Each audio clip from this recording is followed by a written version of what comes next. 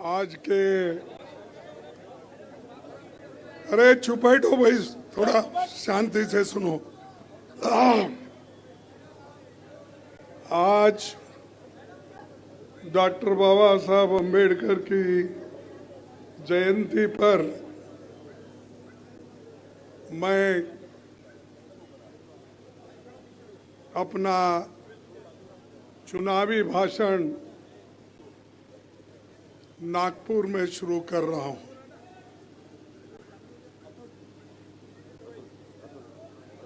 ये बहुत ही पुण्य का दिन है और इस जयंती के अवसर पर हमने जो ये चुनावी प्रचार शुरू किया, यह ऐतिहासिक है और इसीलिए हमारा जो कैंडिडेट है वो जरूर चुन के आएगा, ये मैं आपको विश्वास दिलाना चाहता हूं। क्योंकि वो खुद ही ठाकरे ने कहा, ठाकरे ही ना, नहीं वो उद्धव ठाकरे नहीं, हमारा ठाकरे है। तो ये जो ठाकरे जी को यहाँ से हम स्पर्धा करने के लिए जो अवसर दिया कि जैसा उन्होंने कहा, ये हाई फाई नहीं है, ये ग्राउंड लेवल का एक वर्कर है, कार्यकर्ता है। इसीलिए कार्यकर्ता को एक समय देना, कार्यकर्ता को एक चांस देना, और अभी उन्होंने कहा कि मनुवादी विचारधारा को हराने के लिए इनको यहां पर दिया गया है।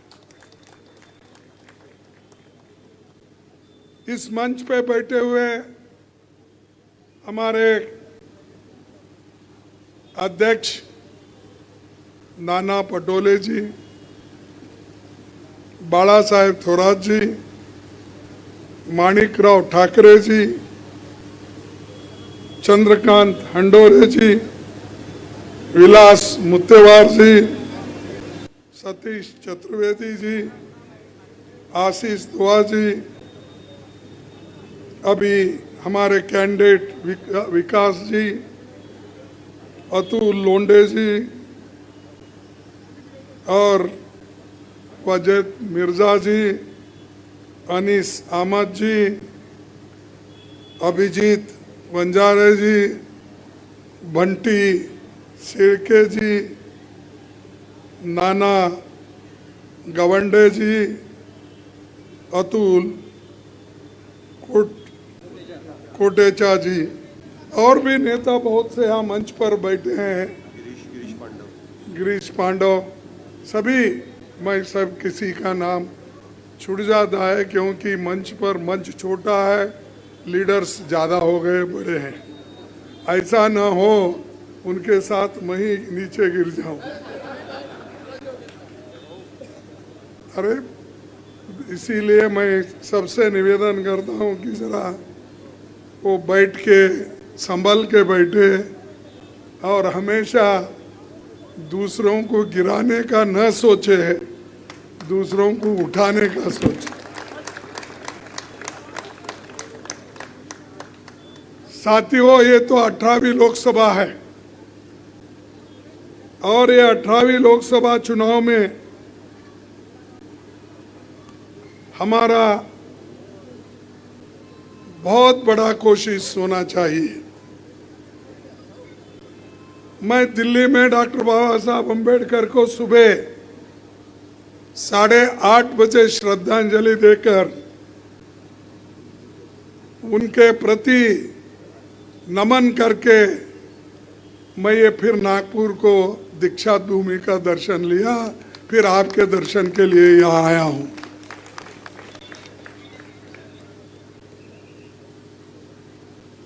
जैसा कि बाबा साहब अम्बेडकर ने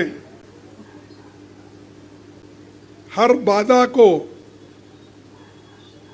पार किया, उनका एक मशहूर कहना है, वो है शिक्षित बनो, संगठित रहो और संघर्ष करो। एजुकेट, ऑर्गेनाइज एंड एजिटेट, ये उनके मंत्र है। इस मंत्र को अगर कोई आगे ले जा सकता है तो वो भारतीय संविधान ही ले जा सकता है। और इसी भारतीय संविधान की रक्षा के लिए हम निकले हैं। और ये किसी एक के लिए नहीं, किसी पार्टी का प्रश्न नहीं है, किसी व्यक्ति का प्रश्न नहीं है। ये जो प्रश्न है, इस देश के 140 करोड़ जनता को अपने हकूक को कायम रखने के लिए हमारी लड़ाई है। चंद लोग ये समझते हैं कि कांग्रेस की लड़ाई बीजेपी के साथ है या गडकरी के साथ है, मोदी के साथ है। ये झूठ है।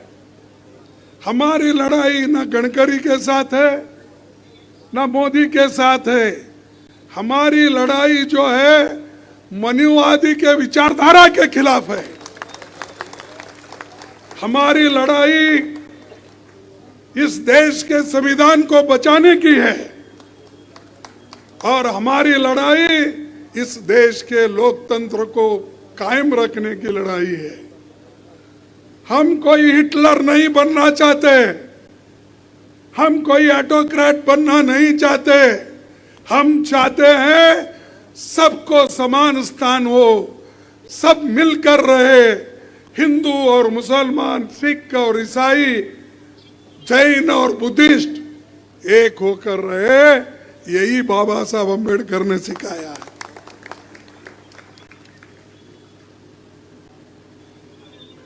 बार बार मोदी जी कहते हैं बाबा साहब के, जरा थोड़ा थोड़ा हटिए जरा, बाबा साहब के संविधान को हम बचा रहे हैं। अरे तुम कौन बचाते? अरे लिखा हमने, बनाया हमने, मेरे बाबा ने बनाया, तू प्रधानमंत्री बना। अगर बाबा साहब संविधान में गरीबों को वोटिंग का अधिकार नहीं मिलता, मेरे बहनों को पहले वोटिंग का अधिकार नहीं था, संविधान लिखने से पहले गरीबों को नहीं था, मजदूरों को नहीं था, छोटे मोटे काम करने वालों को नहीं था। सिर्फ ब्रिटिशों के जमाने में अमीर लोगों को वोटिंग का अधिकार था। जो इनकम टैक्स देते हैं, उसको बाद में पढ़ोगे। संविधान में यह पहला ऐसा प्राविधान नहीं था, लेकिन बाबा साहब अम्बेडकर ने स्त्री और पुरुष को सरिसमान अधिकार दिया। एक वोट, उसकी एक ही कीमत, और सबको बराबर का हक। ये डॉक्टर बाबा साहब अम्बेडकर ने संविधान के ऊपर लिख के दिया। तब से लोग आपके घर को पहुंचने लगे। 1950 के बाद सभी लोग तुम्हारा घर घर पहुंचकर वोट मांगने लगे। फिर आप याद करो, 65 साल पहले आपके घर को कोई वोट मांगने आता था? सच बोलो, कोई नहीं आता था।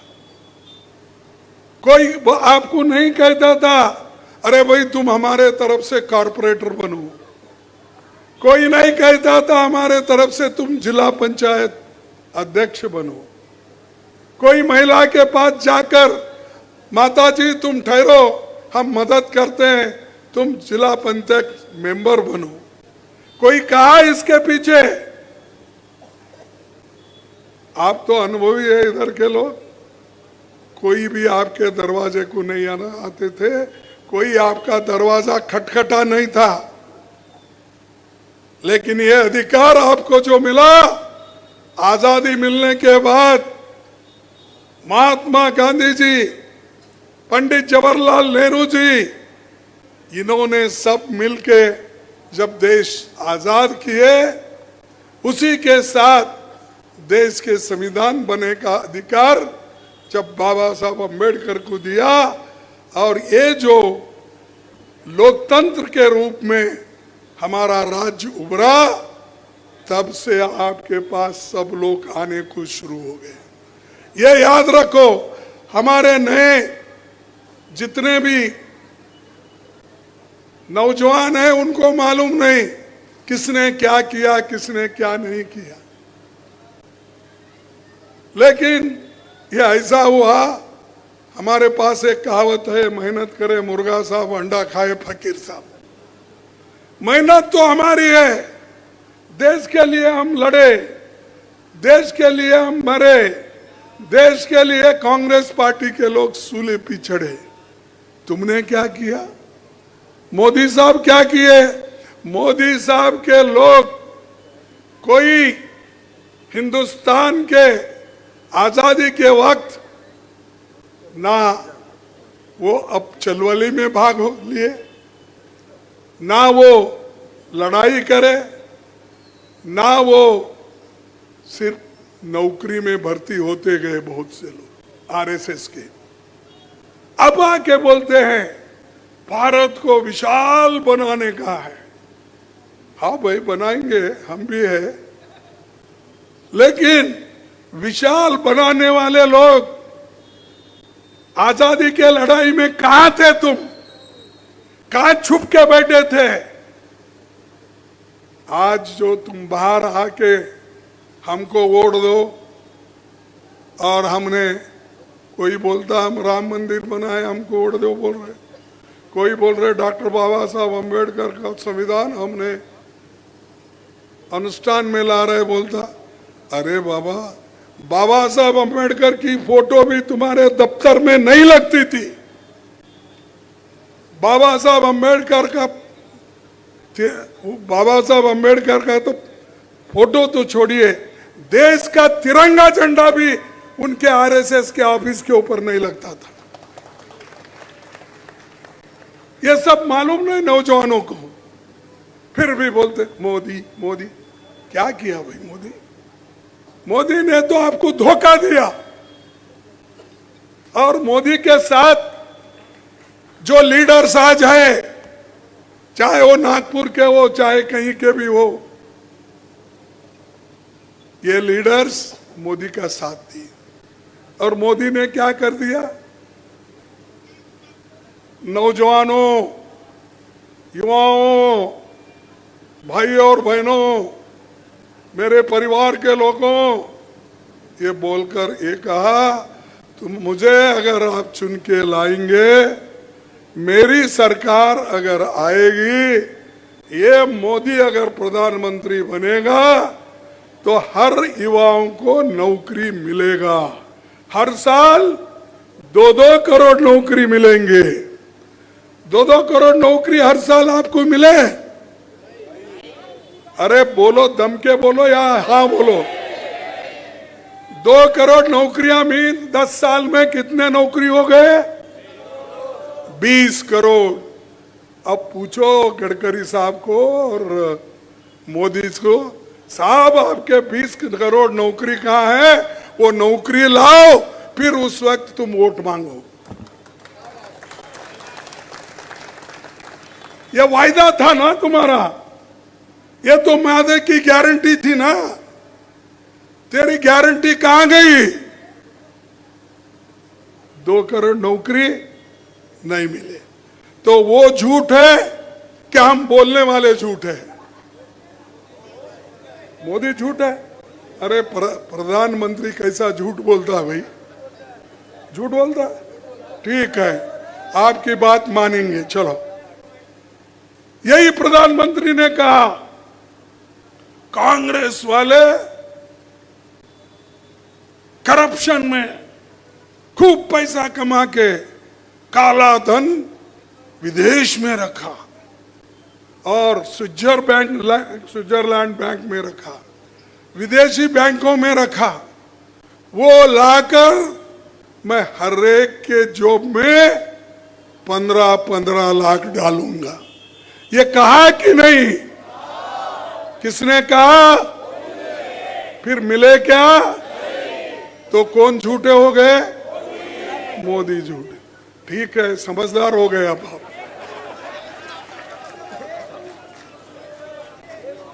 तीसरी बात उन्होंने कहा, किसान भाइयों तुम परेशान मत हो जाओ, जब तक मोदी है सब कुछ मुमकिन है।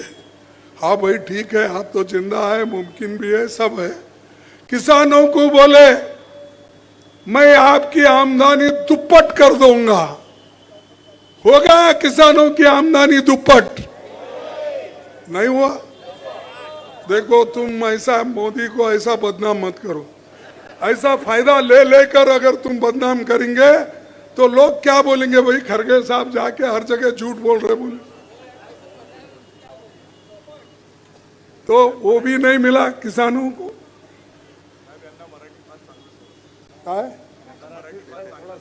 अरे हिंदी राष्ट्रभाषा आहे देगा नाही, फिर काहीतरी चूक झालं तर तेच तुम्ही पेपर मध्ये लिहिता।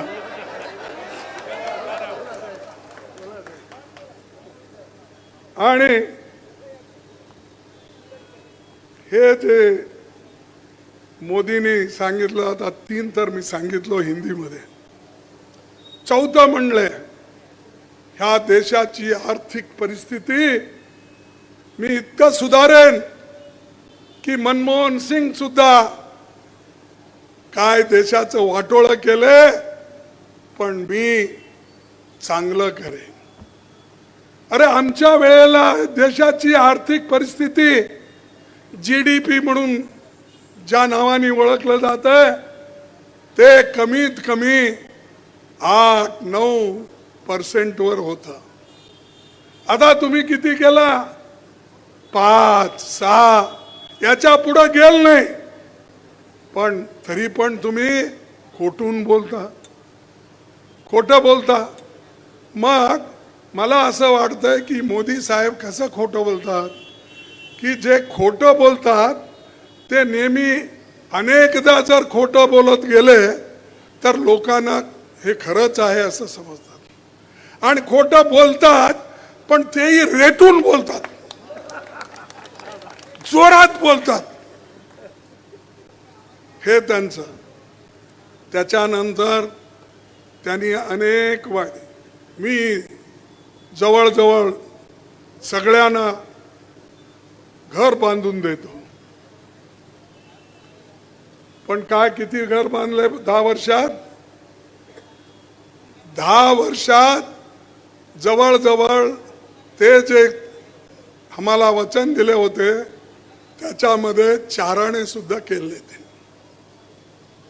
तरी पण ते लपून घेतात।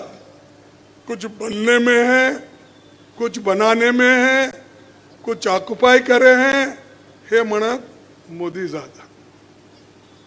आता अलीकडे तरी मोदी सगळं सांगतात काय, मी आता मोदीची गॅरंटी घ्या। मग आता पहिलेची गॅरंटी कुणाचे होते? ते दुसऱ्यांचे होते।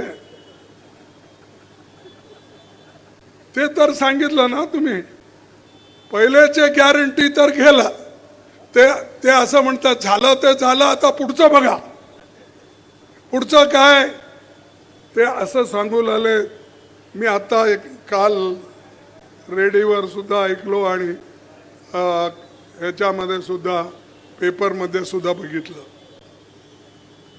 ते आता पुढे सांगतात की मी सगळ्या लोकांना सुख आणि समृद्धी देतो और कांग्रेस के भ्रष्टाचारियों को आप नजदीक मत आने दो. ये अपोजिशन पार्टी सब भ्रष्ट है. ये किसने कहा? किसने कहा? मोदी जी ने कहा. लेकिन 23 लीडर्स, 23 पुडारी किधर गए? वहां सब यहां जब तक हमारे साथ थे, जोपर्यंत आमच्या बरोबर होते, मोदींनी म्हणलं हे भ्रष्ट आहे, याला घेऊ नका, हा भ्रष्ट आहे, याला तिकीट देऊ नका, हा भ्रष्ट आहे, हे पार्टी त्यांची भ्रष्ट आहे म्हणले. मग भ्रष्ट लोकांना तुम्ही घेतला कसा बा? 23 लोकांना धमकी दिली आणि त्यांना बीजेपी मध्ये आपल्या पार्टीत घेतले. अरे भ्रष्ट लोकांना मी येऊ देत नाही, त्यांना मी आपलं त्यांना एक पाठ शिकवतो असं तुम्ही म्हणला. पण कुठं आहे तुमचं पाठ? जे जे भ्रष्ट होते, जे चोर होते, त्या चोरांना तुम्ही चोर म्हणला. तशा लोकांना आज मोदी साहेब आपल्या मांडीवर घेऊन बसलेत.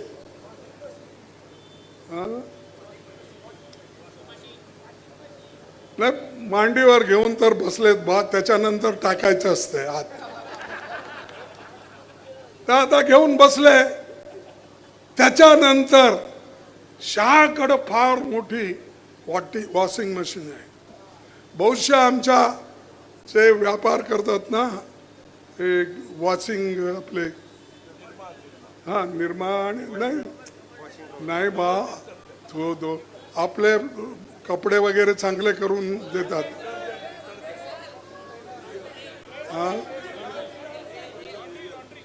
लॉन्ड्री, तर फार मोठी लॉन्ड्री आहे त्यांची. फार मोठी लॉन्ड्री मध्ये जे भ्रष्ट लोक आहेत त्यांना एक एक मोदी देतोय आणि शाह त्याच्यामध्ये टाकतोय आणि गडकरी साहेब त्याला बाहेर काढतात आणि तो क्लीन होऊन जातोय, स्वच्छ. त्यांच्या पार्टीत जाऊन एक बार त्या लॉन्ड्रीच्या बाहेर आला, वॉशिंग मशीनच्या बाहेर आला, तो क्लीन झाला. आणि दुसऱ्या पार्टीमध्ये असेल तो भ्रष्ट आहे. ठीक आहे, तुम्ही सगळ्यांना भ्रष्ट म्हणता, पण भ्रष्ट लोकांना घेऊन आला, MLA ला घेऊन आला, MP ला घेऊन आला. अरे आमच्या चीफ मिनिस्टरची सुद्धा चोरी झाली हो, झाला नाही? आमच्या चीफ मिनिस्टरची चोरी झाली. हुडका, ते हुडकून काढा कुठे गेले काय गेले बघा. त्याच्यानंतर हे असे काम करतात आणि दुसऱ्यांना भ्रष्ट म्हणतात. तुम्ही अगर नीतिवंत होता, तुम्ही जर फार हरिश्चंद्रचे मुलं सारखं वागला असता किंवा हरिश्चंद्रच असता, हे केलं असतं काय तुम्ही? नाही. मग मोदी खोटं बोलतात की खरं बोलतात? खोटं बोलतात. मग दुसरी आता आणखीन काही विचार तुम्हाला सांगायचा आहे. समय कमी असल्यामुळं मी बाकीच्या तुम्हाला काही गोष्टी तुम्हाला सांगतो. ते आहेत की जे आपले वायदे आम्ही केलेले, गॅरंटी, आमचे काही गॅरंटी आहेत आणि हे गॅरंटी आम्ही खोटं बोलत नाही. मोदी साहेबांसारखं आम्ही म्हणलंय, राहुल गांधी, मी आपल्या मॅनिफेस्टोमध्ये सांगितलंय की युवा न्याय, पहिली नोकरी अप्रेंटिस केल्यानंतर आणि त्या करायला 1,00,000 रुपये 1 वर्षात त्याच्यावर खर्च केलं जाईल. आणि अप्रेंटिस झाल्यानंतर प्रायव्हेट इंडस्ट्री राहू दे, सरकारी राहू दे, ज्या ठिकाणी तो फिट होईल त्या ठिकाणी त्याला नोकरी लावलं जाईल. हे दुसरी गोष्ट, भरती भरोसा 30 लाख सरकारी नोकरी आमच्याकडे खाली आहेत सरकारमध्ये. ते रेल्वेमध्ये आहेत, पोस्ट ऑफिसमध्ये आहेत, केंद्रीय विद्यालयामध्ये आहेत, एडेड इन्स्टिट्यूशन्समध्ये आहेत, अनेककडे आहेत सरकारमध्ये, बँकमध्ये आहेत, आर्मीमध्ये आहेत. 30 लाख नौकरी आमचे मोदी घेऊन बसलेले आहेत आणि युवाला ते नोकरी देत नाही. कारण देत नाही, 30 लाख नोकरी जर दिले त्याच्यात 50% गरिबाला जाईल. त्यासाठी ते म्हणतात नको रे बापा, 30 लाख मध्ये 15 लाख त्या गरिबांना द्याव, मग माझे लोक कुठे जाव. म्हणून त्यांनी ते नोकरी बंद केले भरायचे. वेकेन्सी फिलअप केला नाही, करतही नाही. कारण SC/ST ला जाईल, OBC ला जाईल आणि इकॉनॉमिकला वीकर सेक्शनला जाईल. त्यासाठी हे पाहिजे म्हणून हे एक त्यांनी मुद्दा तसंच ठेवला आणि खाली पोस्ट न भरता ते तसंच आपली सरकार चालवत आहे. कुठेही इंटरव्ह्यू करायचं किंवा पब्लिसिटी करायची की नोकऱ्या इतके खाली आहेत म्हणून, मुलं धडाधड पेपर लिहितात. ते पेपर लिहिल्यानंतर काहीच दिवसात ते पेपर लीक होऊन जात आहे. लीक झालं की पुन्हा एक्झामिनेशन. लाखो मुलं त्यांचं असं जीवन वाटोळं झालं. आणि हे सरकार डोळे झाकून त्यांनी बसलेले आहे. ते काम आम्ही पेपर लीक नहीं होने देंगे, उसको रोक लगाएंगे और युवाओं को नौकरी हम देंगे. ये गिग वर्कर, छोटे मोटे हमारे काम करने वाले, डेले वाले, हमाल है, दुकान छोटे वो लगा के बैठते हैं, जिनको नौकरी परमानेंट नहीं रहती, उनके लिए हमने बेहतर कामकाज के एक नियम बनाएंगे, कानून बनाएंगे. क्योंकि इन्होंने तो जितने लेबर लॉज थे, जेवढे श्रमिकाबद्दल कानून होते ते सगळे कानून यांनी कमजोर केले. कारण तसे अनेक कानून डॉक्टर बाबासाहेब आंबेडकरच्या वेळेलाच केलेले होते, गरिबासाठी केलेले होते. ते एक एक करून ते खतम केले.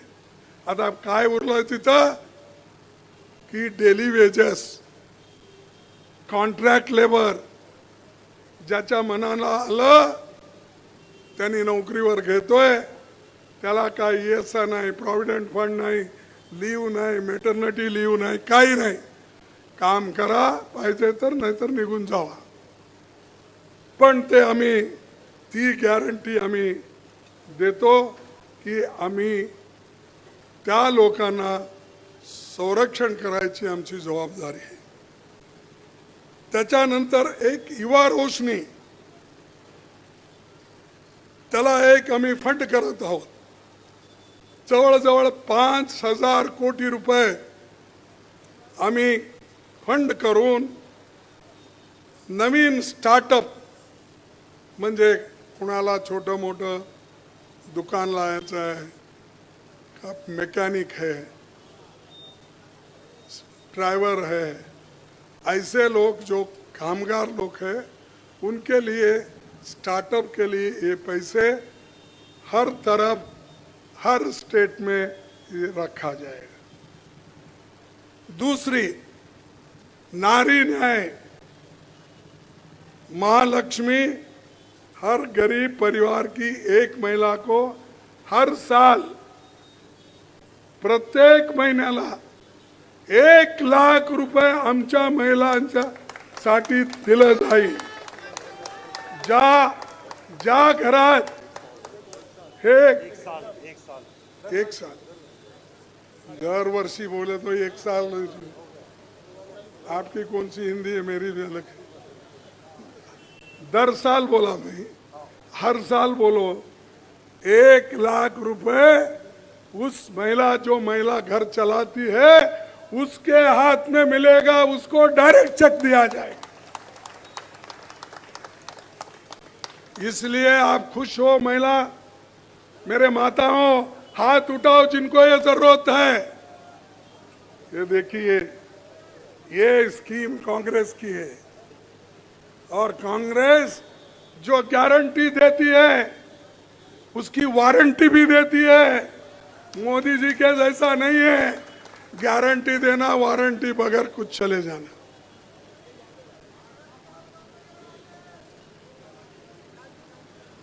भाइयों, नौकरियों में महिलाओं को 50% सरकारी नौकरियों में हम आहिस्ता आहिस्ता भर्ती करेंगे. आंगनवाड़ी वर्कर्स, आशा, मिड डे मील, इन लोगों को उनके शक्ति के अनुसार, सम्मान के अनुसार उनकी तनख्वाह बढ़ाई जाएगी. ते तनख्वाह त्यांची जास्त होईल, वेतन. त्याच्यानंतर अधिकार मैत्री, महिलाओं को कानूनी हक और सरकारी योजनाओं की जानकारी देने वाली एक महिला अधिकारी होगी. और महिलाओं के लिए, जो बच्चियों के लिए सावित्रीबाई फुले हॉस्टल, कामकाजी महिलाओं के लिए दुगने हॉस्टल कर देंगे. हर जगह उनको जगह नहीं मिलती, तो इसलिए उनको ये हॉस्टल दिया जाएगा. ये हॉस्टल उनके हिफाजत के लिए किया जाएगा. तीसरा, किसान न्याय. ये किसान न्याय, एमएसपी हमने कहा सही दाम देंगे, कानून के तहत देंगे. और बीमा का भी ट्रांसफर, फसल नुकसान पर 30 दिन में हम इसका पैसा ट्रांसफर करने का पूरा हमने उनको न्याय देंगे. उसी जीएसटी मुक्त खेती, किसानों के लिए जरूरी हर चीज जीएसटी. आज हर चीज के ऊपर जीएसटी है. पहले तो बोले कि जीएसटी बहुत अच्छा है, हाँ भाई, और बाद में वही बोलते हैं कि ये कांग्रेस हमेशा जीएसटी पहले लागू किए थी और वही लोग अपोज कर रहे हैं. भाई, हम जीएसटी अगर लागू करने के लिए कहे तो ये नहीं बोले कि भाई आपको जुकाम आया तो नाक काट लो, नहीं बोले. तुम्हाला सेमूड येते म्हणून नाक कापून घ्या म्हणून सांगितलं नाही मी. त्याला औषध हुडका, हो, गोळ्या द्या, त्याला दुरुस्त करा. विक्स तरी लावा, काहीतरी लावा, मृतांजन लावा, काय तुम्हाला योग्य वाटतंय ते करा. पण आलंय, सेमूड आलंय म्हणून बार बार आ रहा है. हमेशा एक बार काट देंगे बोल के काट दिए तो क्या होता. वैसा ही मुल्क का है जीएसटी. आप टूथपेस्ट पे जीएसटी, पाउडर पे जीएसटी, शरीर से लेकर पैर तक तुम देखो कहीं भी हर चीज पे जीएसटी है. बच्चों के किताब हो और किसी के कान में अगर औषध डालना वो भी हो, किसके हाथ को अगर कुछ इवन खरीदना हो उसके ऊपर भी, हर एक चीज में जीएसटी इन्होंने लागू किया और ऊपर से बोला कि हमने सब कुछ गरीबों के लिए कर रहा है। अरे हमारे पैसे लेकर हमारे जेब कतर के हमको ही उल्टा बोल रहे हैं आप। जीएसटी कहाँ से आती है? हम जो खाते हैं, पीते हैं, फिरते हैं, खरीदते हैं, उसी के ऊपर जो जीएसटी मिलता है वो तो उन्होंने ले रहा है, उसके अलावा वो राज्य को मिलता है। लेकिन वो क्या करते हैं, अब नया शस्त्र लगाए कि वो लोगों को भी नहीं मिलना, राज्यों के लोकाला मिळू नये ते राज्याला मिळू नये म्हणून त्यांनी सेस या नावाने सगळीकडे पैसे वसूल करू लागले। असं हे मोदी प्रत्येक गोष्टीत लोकांवर टॅक्स घालून घालून घालून लोक थकून गेलेत आणि आम्ही हे सगळं ठीक करण्यासाठी शहरी रोजगार गॅरंटी, स्वास्थ्य अधिकार, श्रम सम्मान, सामाजिक सुरक्षा, सुरक्षित रोजगार, ये सब गारंटी हम देने वाले हैं। हिस्सेदारी न्याय एक गिनती हमारी है जो राहुल गांधी जी ने हम सब लोग ने मिलकर किया। हिस्सेदारी न्याय क्या? गिनती करो लोगों की, कौन गरीब है, कौन अमीर है, किसके पास कितने पैसे हैं, कितने डिग्रियां हैं, कितने शिक्षक उनके घर में हैं, कितने ऑफिसर उनके घर में हैं, कितनी एकड़ जमीन है, कितने बिल्डिंग्स है, ये सब खुलासा हो जाएगा। अगर वो खुलासा हुआ तो हम गरीबों को किसको किसको क्या करना ये आगे कर सकते हैं।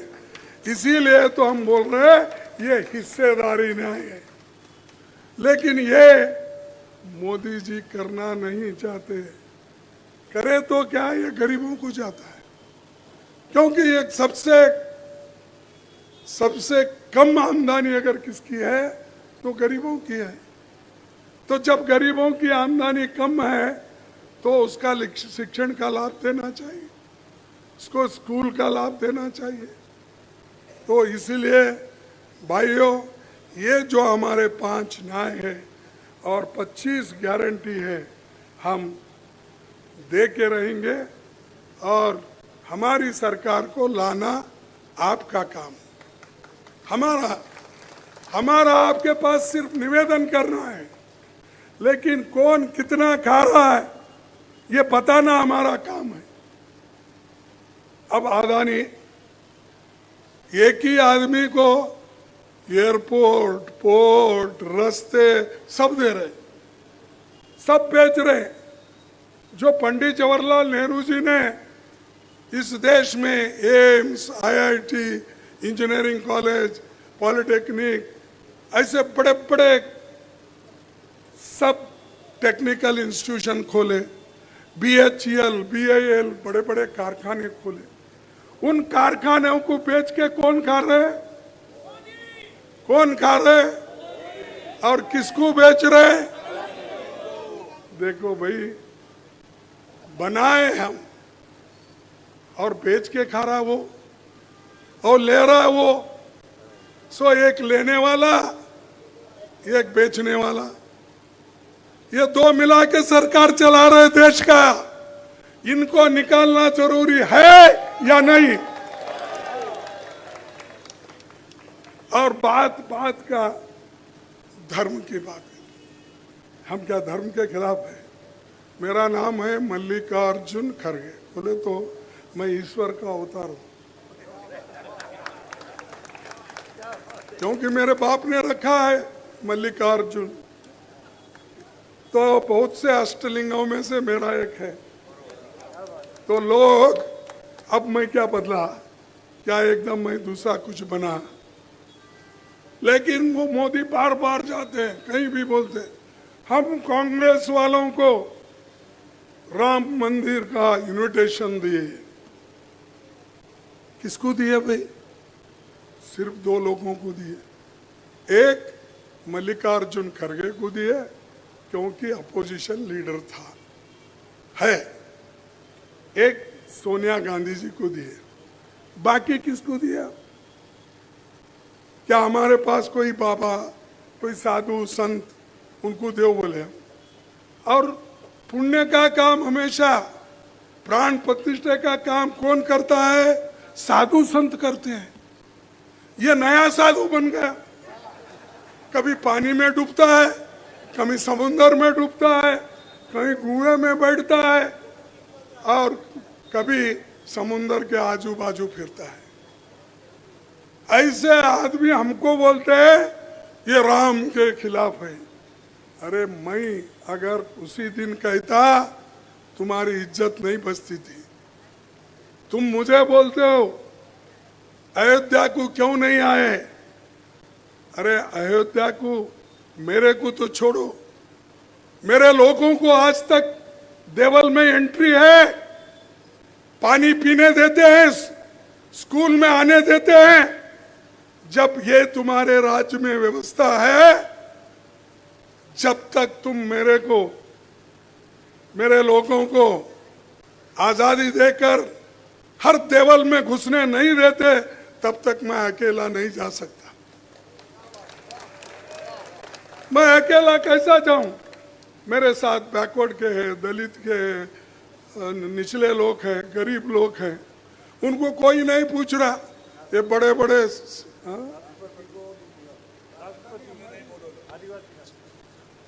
नहीं, ये सब लोगों को, अच्छे अच्छे लोगों को बुलाए हो। कौन आए थे उसमें?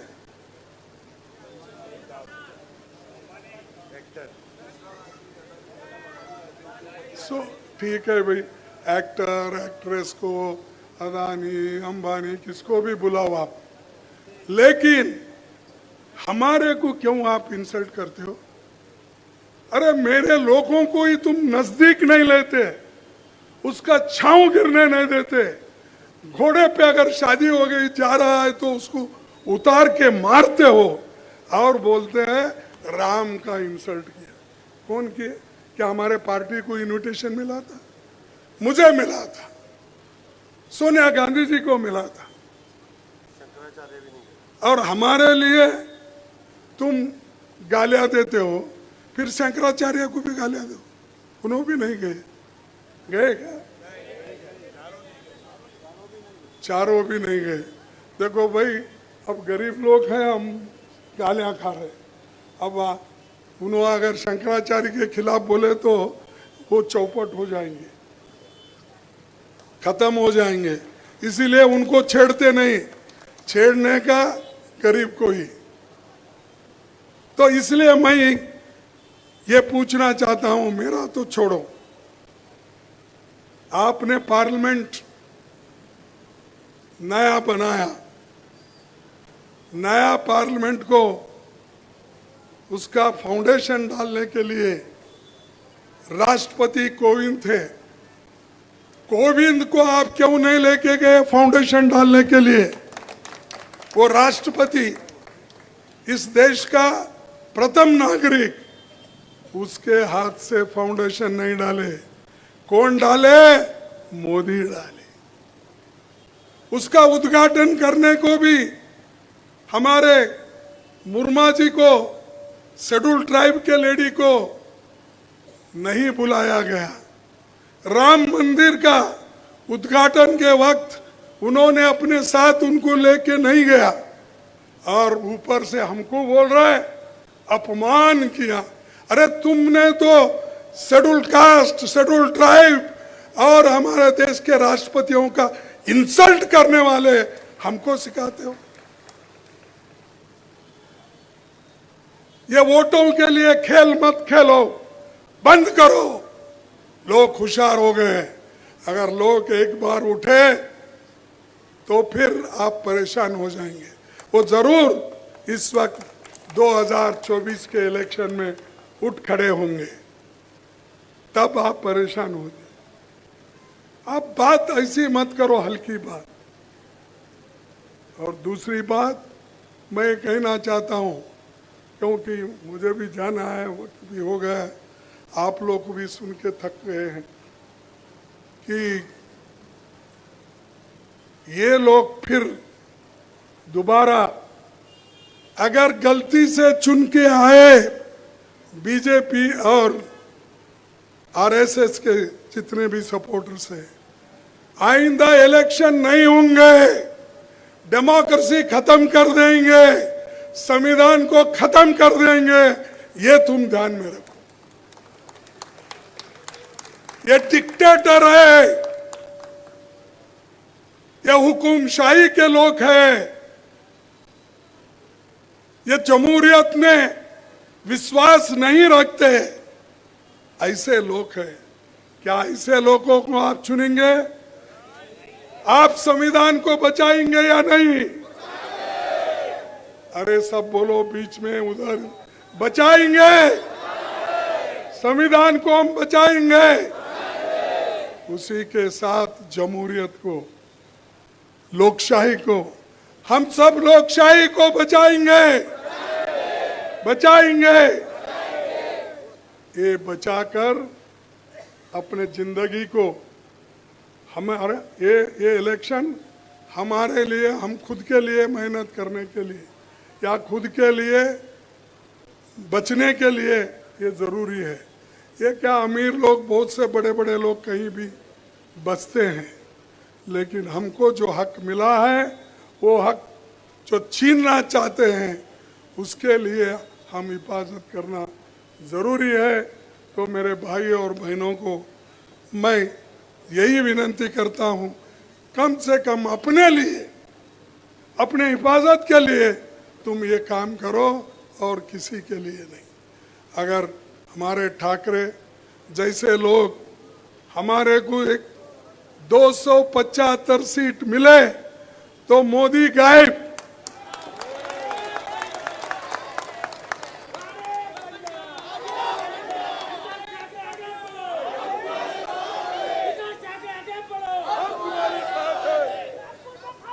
तो देखो, जैसा हो वो, कब है इलेक्शन? 19 तारीख। तो 19 तारीख को दिखाओ। सिर्फ बोलने से नहीं होता, करने से होता है। हाँ, हमारे पास एक कहावत है, फिर 2 लोग थे, वो रोज सुबह जरा आलसी थे, वो 2 लोग क्या करते थे, एक फकीर था, एक साधु था, वो दोनों रोज जाकर शनिवार के दिन, सोमवार के दिन मंदिर के सामने ठहरते थे। अल्लाह के नाम पे कुछ दो, अल्लाह के नाम पे कुछ दो, दोनों पुकारते थे। फिर सोमवार के दिन मंदिर के पास जाके देवाची नावानं काहीतरी द्या, देवाच्या नावाने द्या, देवाच्या नावाने मदत करा।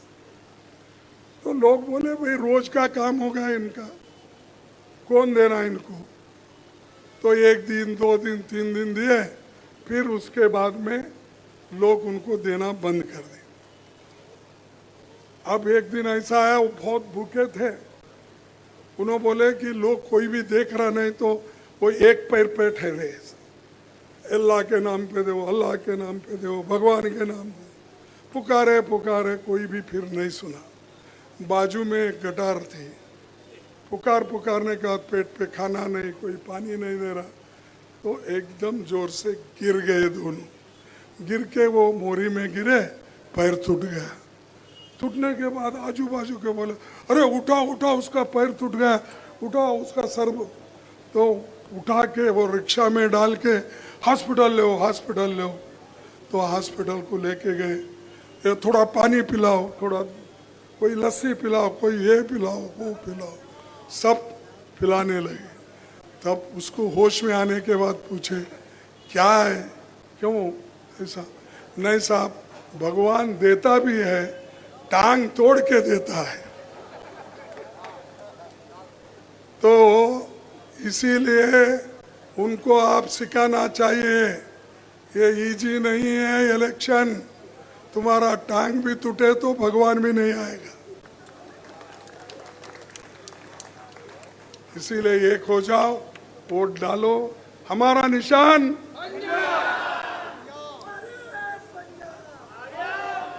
ये देखो, ये इलेक्शन न जात पर न पात पर, सिर्फ बटन दबाओ हाथ पर, बट हाथ पर बटन दबा के हमारे कैंडिडेट को चुन के लाओ। राहुल गांधी के हाथ मजबूत बनाओ, अपने हाथ मजबूत बनाओ और हमारे देश के संविधान और लोकतंत्र को बचाओ।